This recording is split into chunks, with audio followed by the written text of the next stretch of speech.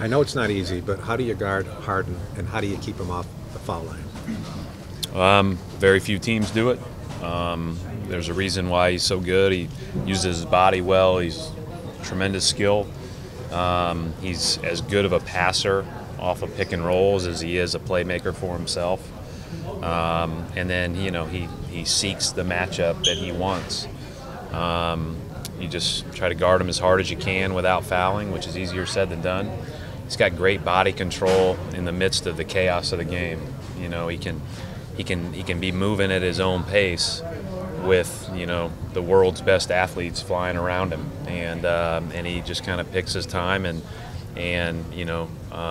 gets fouled, makes shots. It's pretty impressive. What's the latest with injuries right now? Let's see. Shemi and Jalen are out. Marcus Morris is available under the limited minutes, similar to the other night.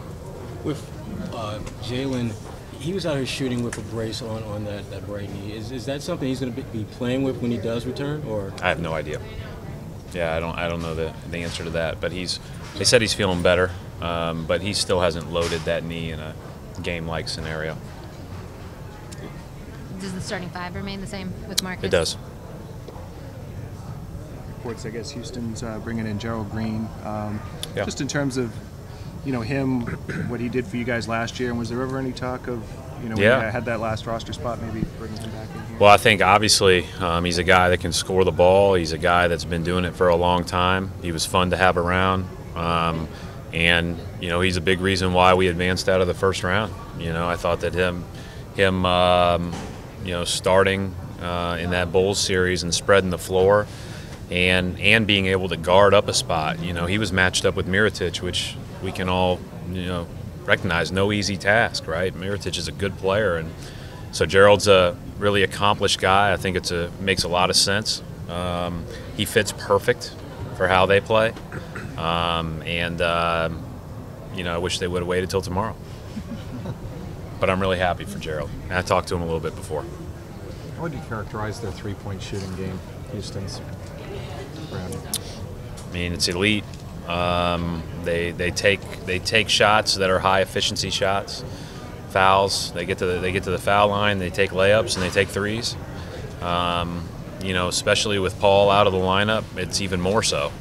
So, how many guys on their team attempt more than 2/3 of their shots or threes? It's remarkable, and it's their style of play. It's very successful. There's a lot of people that play very similarly, but not all the way to that extent. And it's a testament to their coaching and their players, and their efficiency numbers bear everything out. I mean, the transition numbers, the foul numbers, and the offensive numbers are best in the league.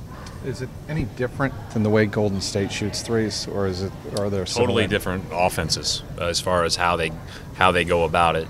I think Golden State plays more of what I would call a traditional motion, where they have more cutting off of the ball, more actions that are random probably in that, whereas these guys they will start actions in some off-the-ball cuts, but a lot of time it's out of random pick and roll. But the spacing's pretty similar. It's pretty consistent. But a lot of people talk about spacing. These guys really get spaced. If a guy's supposed to be in the corner and he's 10 feet up out of the corner, then that doesn't happen with Houston. They're in the corner.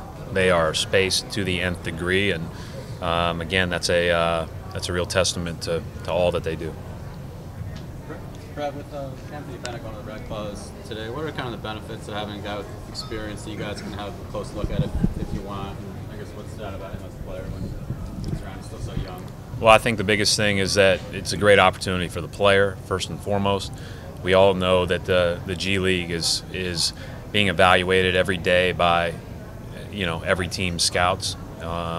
So regardless of for your organization or for the other 29, it's a good thing for the player. And then for us, it's great because it gives us a chance to coach guys that and be around guys and learn about guys that you don't know as much about until you're really around them and coaching them. Brandon Bailey is we look at Brandon and Alex and their staff as a part of our staff. I mean, we're in constant contact with those guys, and they do what we do, and so it's a real benefit, I think.